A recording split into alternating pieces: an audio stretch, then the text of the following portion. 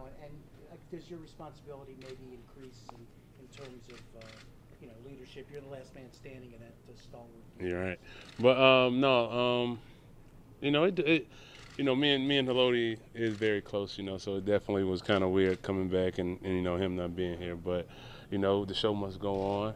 We wish Lodi always the most tremendous success until they play us, but we he ain't a Raven. He'll always be a Raven in spirit, but I'm just trying to cope with it for right now. You know what I mean? Were you surprised when you got the news? Yeah, I was. I thought he was gonna be one of those guys that kind of get to retire a Raven, but it didn't happen that way.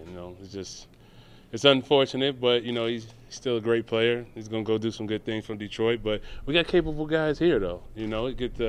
Get a chance to let kind of Brandon Williams come into his own, and Timmy Jernigan and all the other new young guys we got. So yeah. Speaking of the new young guys, how are they doing out there from your assessment as a veteran? It seems like they're catching on pretty fast. That just goes to say what kind of coaches we got around here. They bringing the guys on along, and they doing good with fitting in a Raven persona. So they're doing really good. Not to hammer that point home, but with Ray retired, Ed Reed retired, right. Lodi gone, you somewhat feel like the last man standing in charge of Yeah, I do. It's 13, so it's weird. It's a whole new look, whole new team. I'm just like I said, I'm just trying to enjoy it, man. Just a whole new feel, but it's definitely weird kind of having everybody kind of just going, though, Well, you're the last guy introduced now from the defense. Right.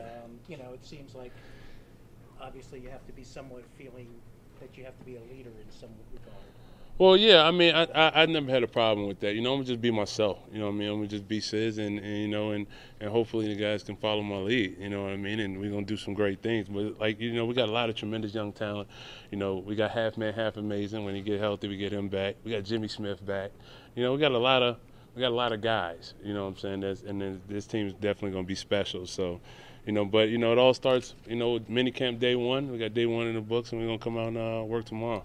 Who's got the locker next to yours? Are you gonna do some recruiting or what?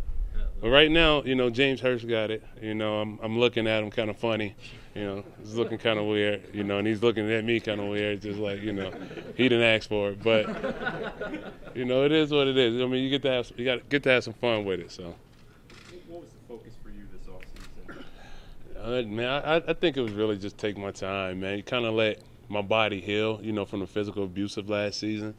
It's just, usually around this time, I'm ready to go. I was just like, I didn't want to stress about anything, coming in. I just kind of wanted to let my body heal, take a little bit of time. But, I think, come July, I'll be ready to go. So. You feel like what kind of shape do you feel like you're in now? Oh, I'm definitely not in serious. I'm not like out of shape, as you can clearly see. I can, participate in practice without getting hurt and without getting tired. But, I'm definitely not at my fighting weight. You know what I'm saying? I'm pretty much at my walk around weight. But, I'm like I said, this is year 13 for me, man. I can't really be stressing. I used to always like, I need to be ready by minicamp, and it used to weigh on me. You know what I'm saying? It used to bother me. So I didn't want to, I didn't want to let it bother me this year. I just figured, at 13 years, I owe it to myself to kind of just say, just pace yourself. Therefore, when you do come in camp, come down to the tail end of the season, week 9, week 10, I still got something left in the tank. So I'm just kind of just trying to pace myself and really not trying to do too much right now. You mentioned it being year 13. How much do you think about how much longer you'd like to play? Right.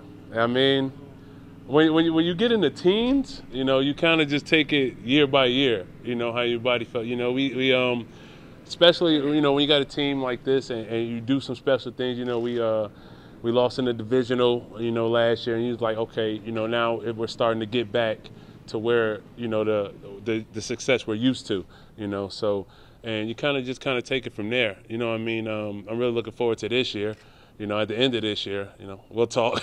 But, you just kind of take it year by year and just see what you can do. So. But you point out to us, as you usually do, that you're only 32.